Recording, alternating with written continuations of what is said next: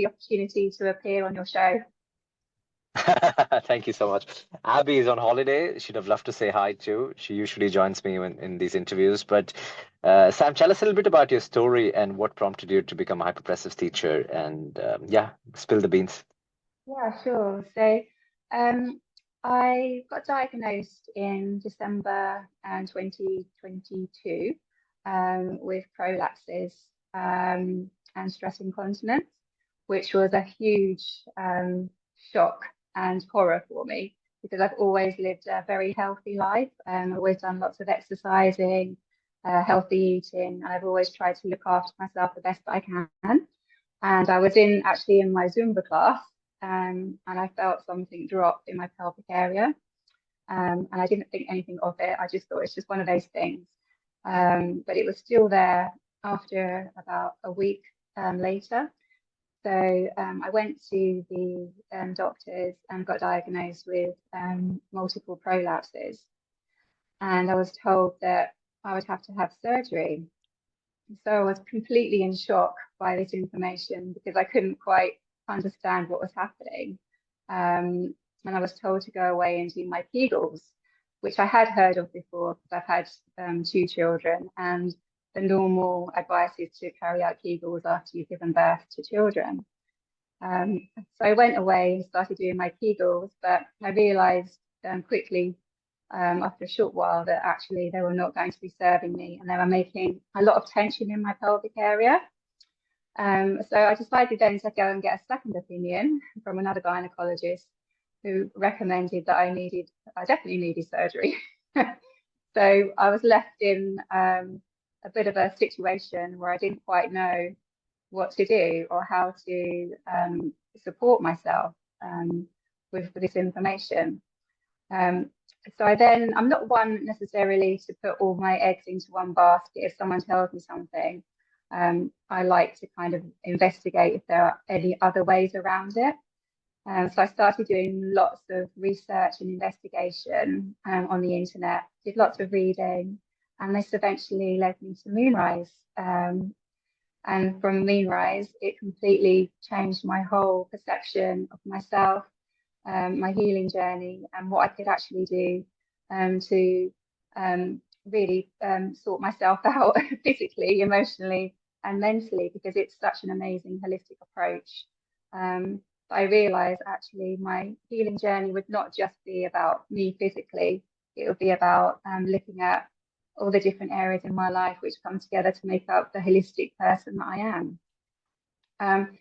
So I think for me, it was just knowing that although I had this diagnosis, there was hope. There was a sense of community out there, because you can often feel quite isolated and alone and overwhelmed. So for me, it actually was very beneficial to talk about how I was feeling with my family and my friends, who were very supportive. But also, once I joined MoonRise, I realized that actually I wasn't the only person that was in this situation. I believe that nearly 50% of women at some point in their lifetimes will suffer from some sort of pelvic disorder. So I think at that point, when my whole nervous system was completely thrown out, but just knowing that I wasn't alone, and this is something that which other women are happy to talk about and can empathize, and just give myself that self-compassion. But I was very sure at the start that I wouldn't let it affect my confidence about who I was. But take us through that, because I was just thinking, first of all, I'm so proud of the work we do as a team. So thank you for sharing that. We played a role in your recovery. But I'm curious about the moments when you felt a drop, and leading up to the diagnosis, leading up to the authoritative answer that you need to do a surgery or continue doing your Kegels. How long was that period? How did you go through that period? What was it like? Well, I'm very fortunate because I live in Thailand, where there's the turnaround time for appointments are very quick. So actually, I was able to see someone within the next week or so. So I was able to get that diagnosis virtually within a week. So I wasn't left on a waiting system waiting for a year for an appointment, which I think, although the diagnosis wasn't particularly good news for me, as you can imagine, at least I had a bit of information, which I wasn't left not knowing what was happening to me. So I think that side was pretty swift. But yeah, I did go through a bit of a roller coaster of emotions. I couldn't quite understand what was happening to my body, considering I'd always felt as if I'd lived a very healthy life. I was always doing lots of exercises, healthy eating, and trying to look after myself. So I couldn't quite fathom as to why. I couldn't rationalize what had happened to me or why it happened to me. But I was determined not to go into any sort of self-pity and research as much as I could about different experiences that women have had out there, and the different modalities that they've had. But for me, I just found that just talking to people that I trusted really helped calm me down, like emotionally, because I did feel under threat. I think that's probably how I felt it. I was definitely in a fight or flight mode for a long time. But just building up my own portfolio of different healing modalities and knowing that actually I was the creator of my well-being and my health, I think really gave me the push that I needed, that actually I was in control. I think I had a good belief in myself that if I did the right research, had the right information, then I could actually drive my healing forward, which is what I've done now. Oh, beautiful. But I have to ask you, Sam, did you have people in your family that have done something similar where they've reversed health issues with them being the creator? Like where is that insight from? Because although it's rising in terms of, more and more people are taking control of their health and realizing they can impact it positively. Where did that come from for you? For me, it's come from previous experiences with traditional medicine. Where I actually didn't feel as if I had the best experience. So again, I went away and I consulted with alternative healers, which did actually remedy and help various other physical challenges that I've had further down the line. But yeah, it's just kind of knowing that just because you get given a diagnosis and a recommended advice for treatment, you can still go out there and look at other modalities, different healers. There are different paths we go to. You don't necessarily have to believe that there is only one solution, which unfortunately traditional medicine still sees as doing Kegels and having surgery. I just think I think you need to be more open-minded, really, because there's only one curriculum with the traditional medicine, and unfortunately a lot of their ideas are perhaps slightly outdated and not suited to where we are right now. But the sad part of this is I think the sad part is that a lot of women feel as if they're alone and therefore don't talk about these issues. I mean, for me, it was very liberating. It's not easy talking about something very intimate, but I think that just by talking and acknowledging and knowing that it wasn't actually anything that I'd done myself, it was just, for me, I feel like it was a combination of different emotional, physical, spiritual, and energetic blockages, which has come together. But also, I feel like it was my body's last-ditch attempt to say, hello, something needs to change here. Because I realise now, like over 2 years into my healing journey, that I actually had no connection with myself. I didn't know who I was. I had no identity. I didn't know what I liked, what I didn't like. And although what has happened to me hasn't been particularly pleasant, in actual fact, it was probably one of the best things that has happened to me, because it's completely transformed me as a person. It's given me back a reconnection with my body, which I've never had. And I just feel as if I am in control of my healing journey now. And I've made great strides forward now. I've managed to heal and reverse 2 of my prolapses. So I feel like I'm doing really well with everything that I'm doing. It's a big commitment. It's not a quick fix at all. With the hypopressives, it's something you have to do consistently. But with combining it with other healing modalities, it certainly all works together. But I think that women need to realize as well that there's not necessarily one particular healing modality or program that will help for everyone. It needs to be tailored to the individual person. So that, for example, there might be more sort of emotional needs and blockages that are attached to physical symptoms, because I do believe that what happens to us energetically and emotionally is reflected onto our body, and it's our body's way of saying we need to actually address something that's happening. And actually it takes great courage and belief to actually acknowledge that there are certain things that we need to address and we need to face as part of our healing journey. So it's a very deep dive actually into your body and into your soul. Yeah. Probably how to describe it. Beautiful, beautiful. I mean, it seems like you've really faced the issue head on, and you're sort of swimming in deep waters, and you've started coming out and seeing the light.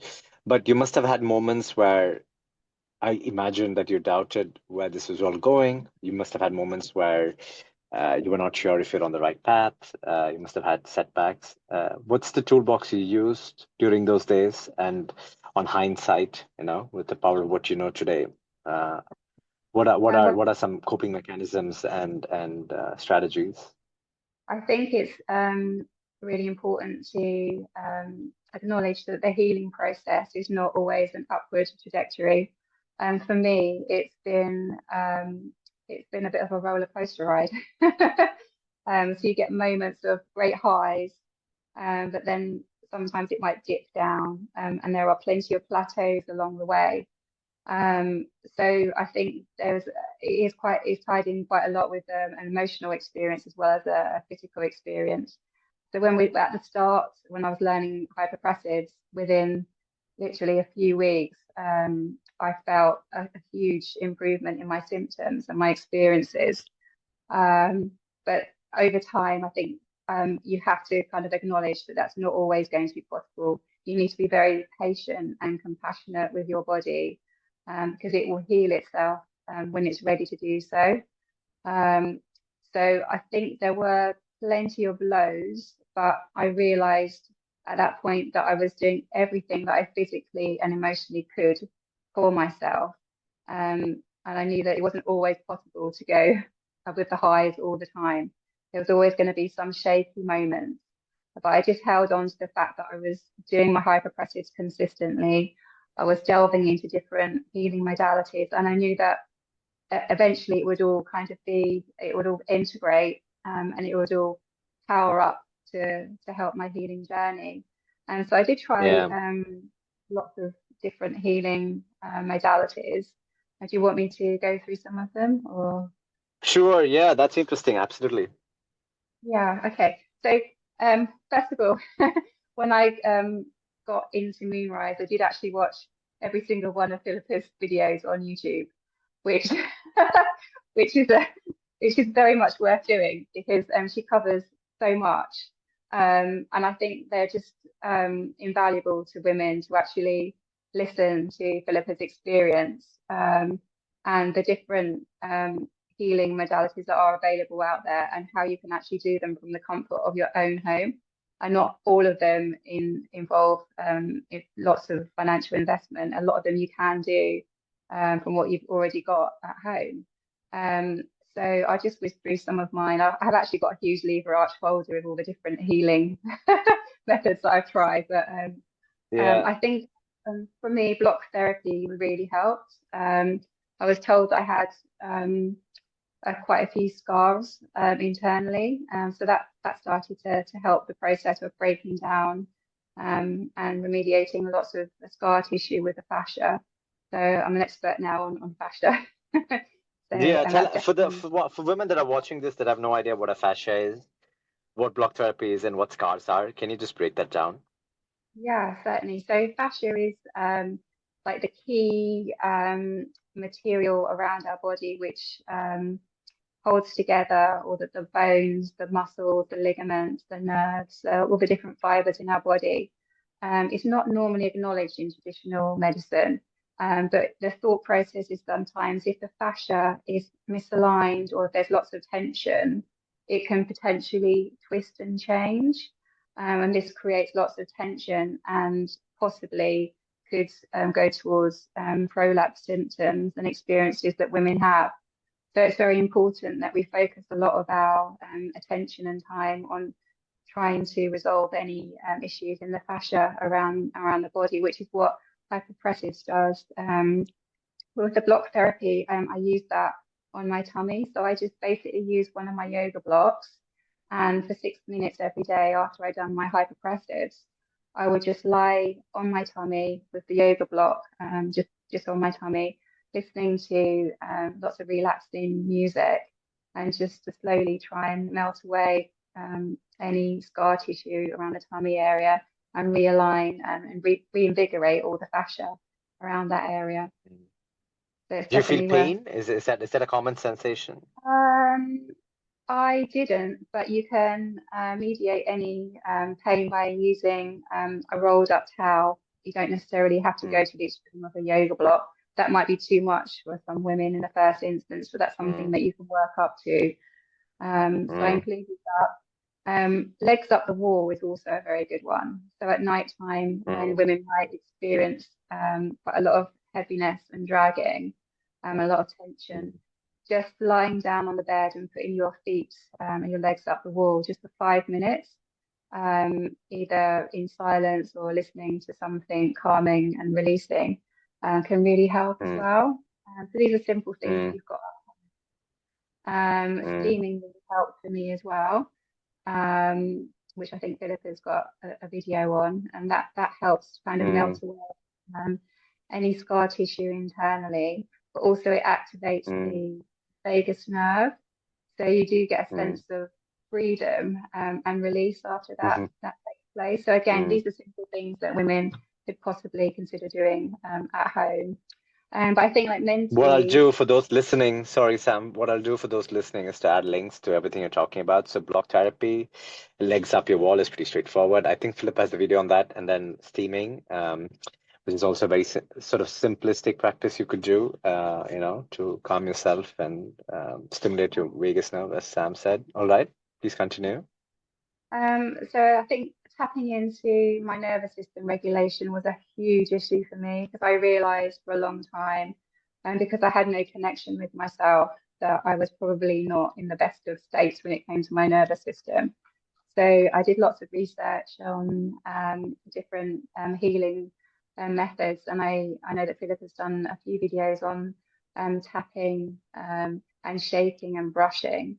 And while I was doing those, for anyone that's not familiar with that, the tapping is like raindrop tapping around your body. You can work from your head down to your feet, back up, and then brushing is just gentle, kind of soothing brush strokes up and down your body.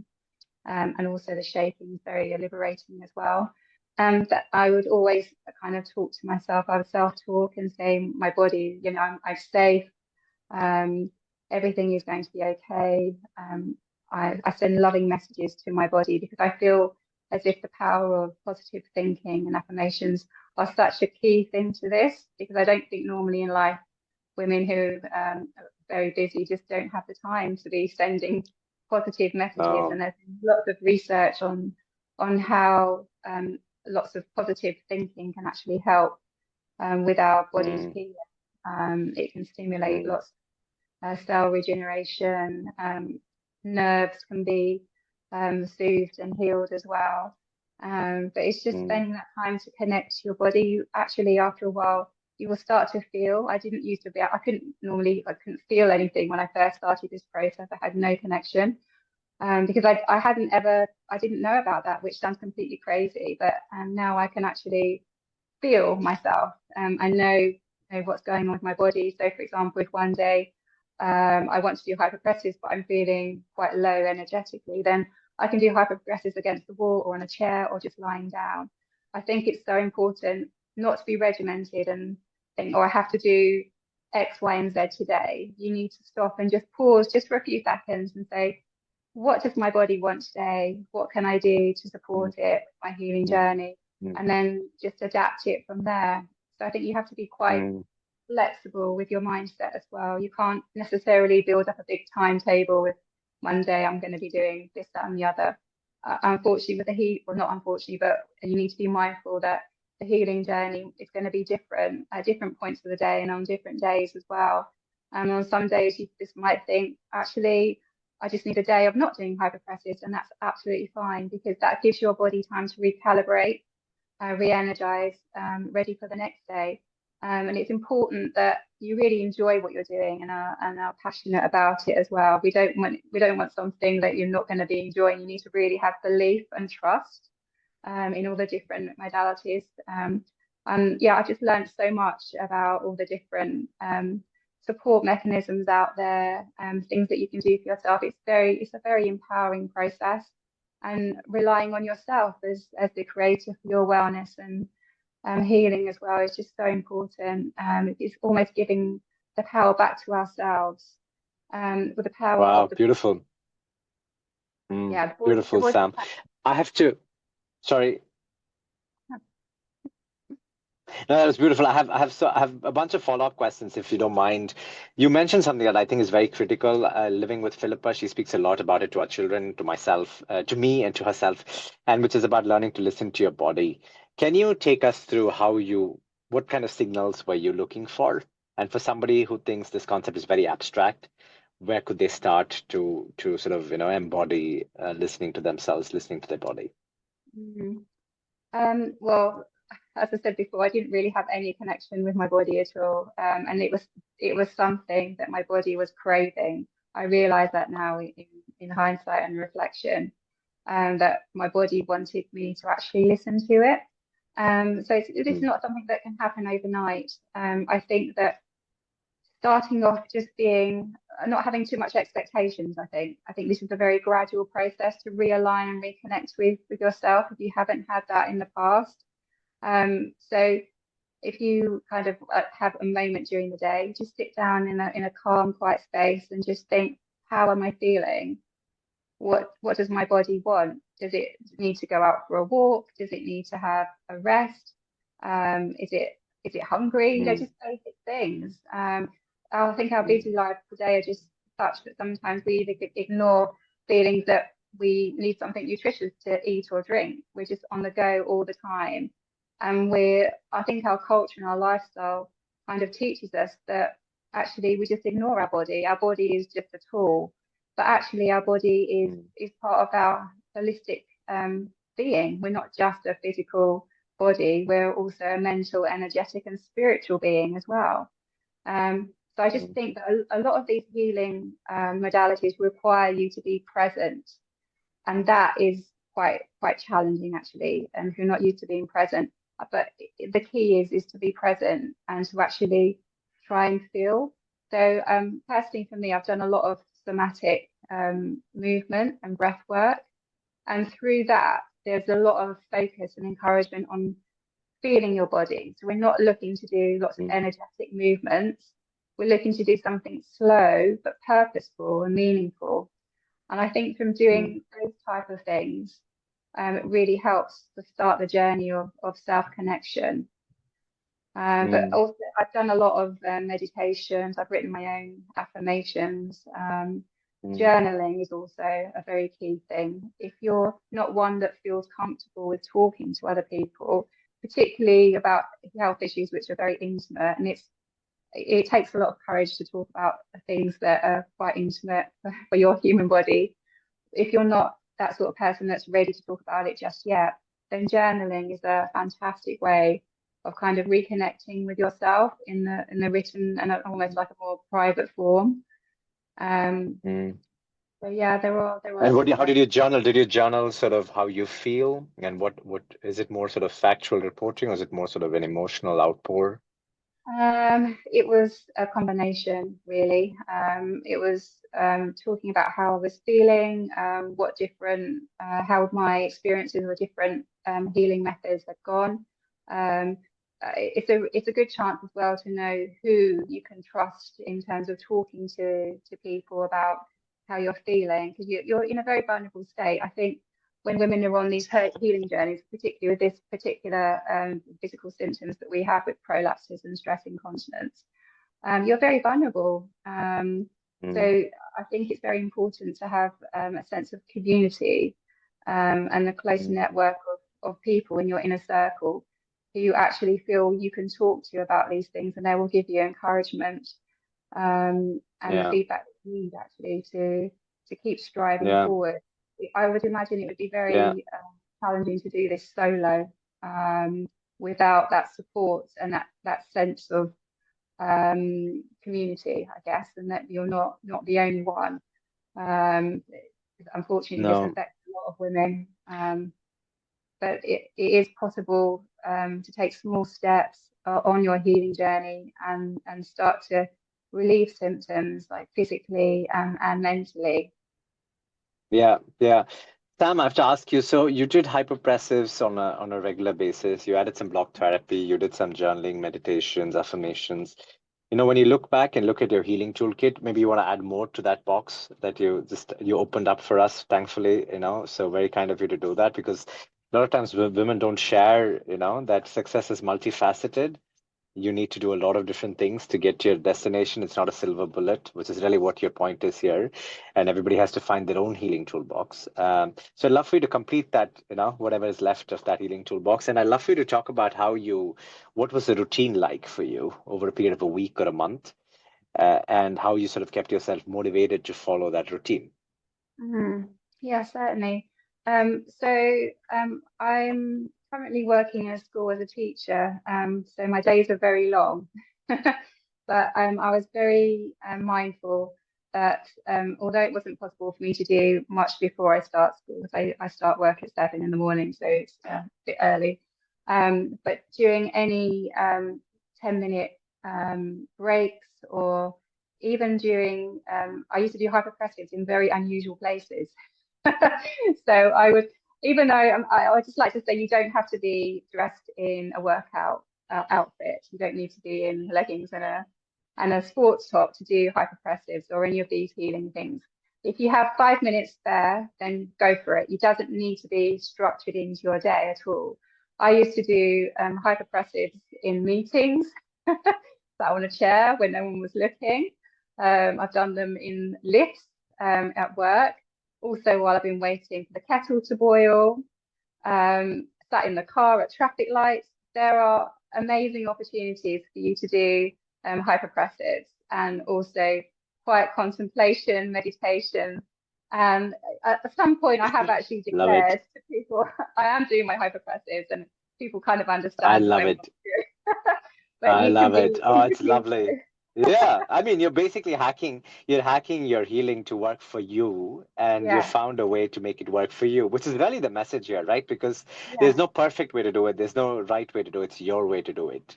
Yeah, exactly. So I think part of the actual process is trying to tailor a program that works for you. But I would just like to put a little note out there that it's not a good idea to put some paper timetable together. So Monday, hypopressives, legs up the wall, meditation, affirmations, because that is actually quite stressful for the body, because it just feels like, oh no, it's another long list of tasks to do, particularly if you've got a long working week, you've got children, family, social commitments, everything else. It would just feel like, oh no, another task list to complete. And the healing journey should never feel like a task list. It should feel something that is natural and right for you. So I would say, trial out these different healing modalities. Yes, I think you have to do the hypopressives every day for a minimum of 10 minutes, and perhaps give yourself 1 or 2 days off in between that, so that your body can recalibrate. But I think that you need to actually listen to your body. So today, what does your body want from you? What can you do to support it? What methods can we use today that might be different from tomorrow? I mean, I noticed that my body is very different from the morning to the afternoon to the evening to the next day. So you'll have to be quite adaptable and flexible with what you would want to do for your body on that particular time. So I think it might be actually quite counterproductive to do something which your body might not be ready for or might not have the energy for. So if you're doing something, I mean, I've always carried on doing high impact dance lessons. I do a lot of K-pop and Zumba. I never stopped doing that, but because it's something that I love doing, and although the next day I may have had symptoms, actually the psychological benefit of seeing my friends and actually doing something which I personally love and have a passion for did outweigh any of the symptoms that I may feel the next day. May I just pause you there for a second, because this reminds me of Trista, one of our teachers at MoonRise, and her story, and the way she says it is when she went and met a doctor and got the diagnosis, the first thing they asked her to do was to stop all the activities that she loves doing, which was cycling and running. And what you just said is literally the bang opposite, right? Because what you just said, maybe I'm paraphrasing too much here, but please add on here, is you did these activities, high impact dance activities, despite and in spite the symptoms you might have felt, because it made you feel great psychologically, socially, and that was worth it. And that was one way for you to listen to what was important for you. Yes, definitely. I think initially, when I first got a diagnosis, I was so protective of my body. I wouldn't even go out for a brisk walk, which is also what I love doing, because I was also told that I need to tone down all of my exercise routines, which for me was probably equally as upsetting, because exercise and fitness has always been part of my identity and what I love doing. So initially, yes, unfortunately, I did stop doing a lot of the high intensity exercises, but eventually I know that I was unhappy, and that it was something that my body was really craving on doing. It completely put my body out of balance. And as soon as I reintroduced the dance classes that I enjoy doing and my brisk walking, my body felt a sense of relief, really, reconnection, and I was just re-energized again, and I felt more like myself.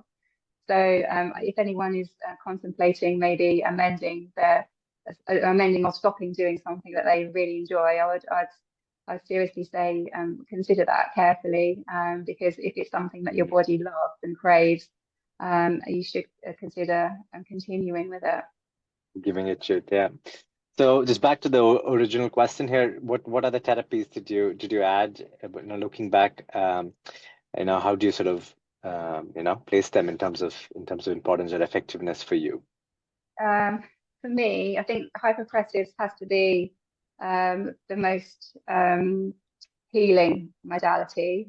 Definitely the sense of relief that I had from my symptoms, literally after a few weeks of doing that, was enormous, and it did actually give me a lot of push to think I can do this, I can heal. There is a really good way forward for me, and also it gave me the sense of community as we spoke about, and the sense of belief that actually the human body can heal itself. I think positive thinking really helps. That's also a very important part of the healing journey. I haven't mentioned this either, but I feel like I did a lot of reading, actually, a lot of kind of inspirational life stories like Louise Hay, Gabor Mate, just trying, and that's really useful as well, because that just kind of underlines the fact that we are holistic beings, we're not just physical beings, and actually the body will tell us at some point. The body will not continue forever to be ignored. The body will stop us from doing something, or it will just say through different physical symptoms and conditions that, hey, you need to stop now, and you need to focus on you as a person, as a physical body. So that's really helped me. And going to different workshops as well, women's circles, focusing on how early childhood experiences, for example, has impacted on how we are as an adult today.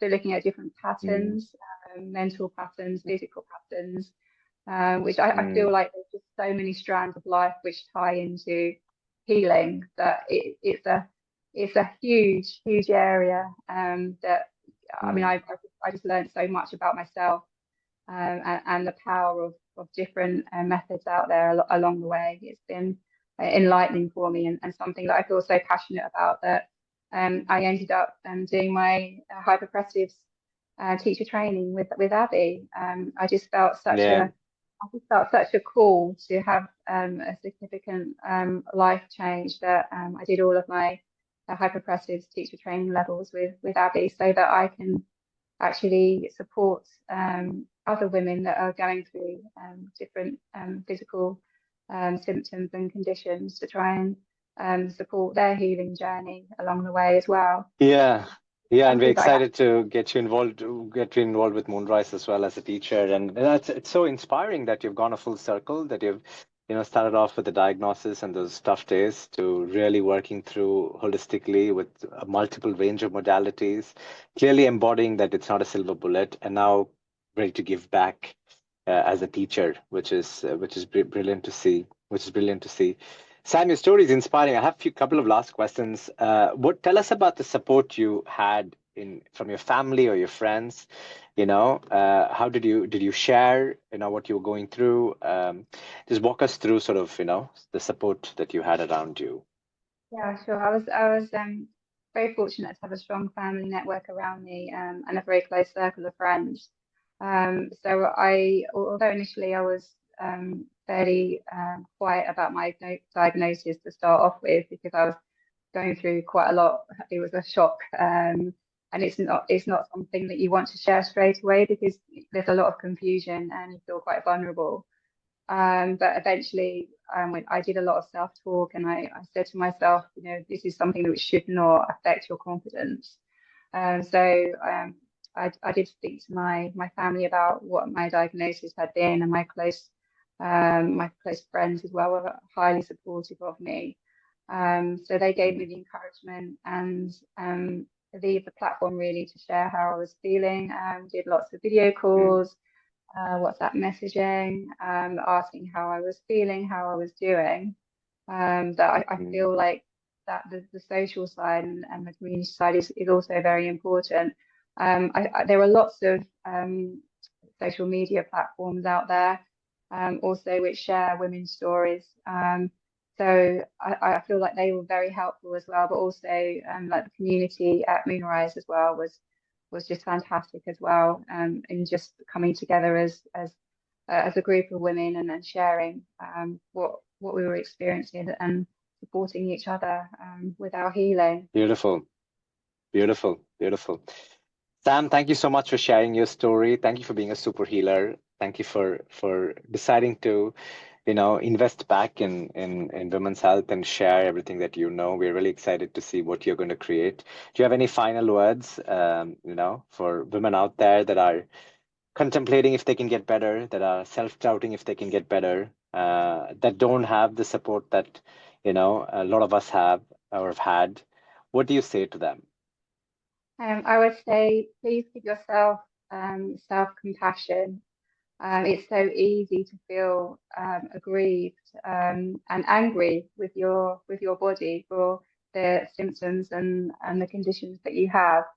But it's your body's attempt to tell you that you need to reconnect. It's something that's done to try and help you, or even though what you're experiencing isn't something pleasant at all, it's actually something which in the long term will actually realign and reconnect you to your body and your sense of being, and which is something that maybe you've not been able to address or even understood that you could do before.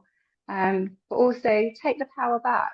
If you've been given a diagnosis or surgery, or doing Kegels, do your own research, see what else is out there. There's plenty of information on MoonRise.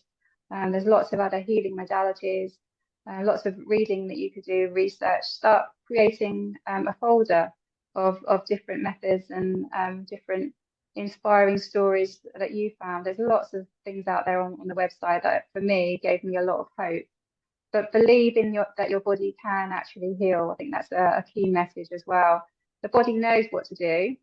We just need to give it the belief, the time and support that it needs to actually start the healing process. And once it does start the healing process, your experience may be completely different to someone else's. So it's a very individual thing. But just try out different healing methods and see how your body likes them and how you feel about them. It's a long process, but it is something that you learn so much about yourself along the way, about your identity, what your body likes, who you are. And as I said, it completely changed my life. I've changed my career. It's just, it's something that I absolutely love. It's given me a huge passion, and it's given me the direction that I feel like I lacked. It's really given me that sense of purpose and power, really. Beautiful, Sam. I just have to end with a last question around MoonRise. So obviously I'm very biased when I ask this, but I feel so proud that, the community and the team has impacted you so much. And our mission is to make healing accessible, remove pelvic floor dysfunction as a stigmatized topic, and give, power back to women that they can indeed regain themselves. Just walk me through how you use MoonRise, and walk me through sort of, what, how you sort of look back on it and the support that you've gotten. Yeah, certainly. So this was a couple of years ago now. I think I joined MoonRise in February of 2023 or something like that. So I first of all attended one of Abby and Philippa's introductory sessions online, where we're talking about hypopressives and the value that it can bring to you, the benefits. And so from that, I signed up for the program, which I believe is slightly different to the current program. And I learned of the different levels with Abby. Abby was actually my trainer, and I sent her my videos. So that's how I got to know Abby, and through her support and direction and inspiration as well. The videos were very easy to follow, very methodical, and you can actually tailor them to go at whatever speed that you would like it to go. If you want to do 2 videos in a day, that's absolutely fine. So it's very much tailored again to your individual needs. But the support was just amazing. Abby came back to me with lots of different comments, feedback, different techniques that I could try. So I just feel like I powered through the Hypopressive program, and it left me kind of feeling that I wanted more. So that's when that's when I started to think about other healing modalities, and all the work that Philip has done on the YouTube videos has really, for me, has been hugely beneficial. So thank you so much for that. Oh, thank you, Sam. What I'm going to do is to make sure that, the last part of this is seen by our community, because a lot of women, for good and bad, I guess, I just feel that hypopressive is going to take them all the way. But it's very important for all of us to understand that you probably need to find your own healing path, and there's sort of a buffet of things that are available within MoonRise or outside, on YouTube or social channels or wherever, and it's your job to curate and and build your own toolbox. So I think that's the message here, and learning to listen to your body. So Sam, what an inspiring story. Thank you so much. We're really excited to feature you in Super Healers in the book. We're really excited to feature your interview here, both on Super Healers and on MoonRise. And we're really excited to get you closer to the community. I think women are going to fall in love with you. So really excited to see where your impact is going to, how your impact is going to change the world. Oh, thank you so much. Yeah, thank you, Sam. And let me just recording.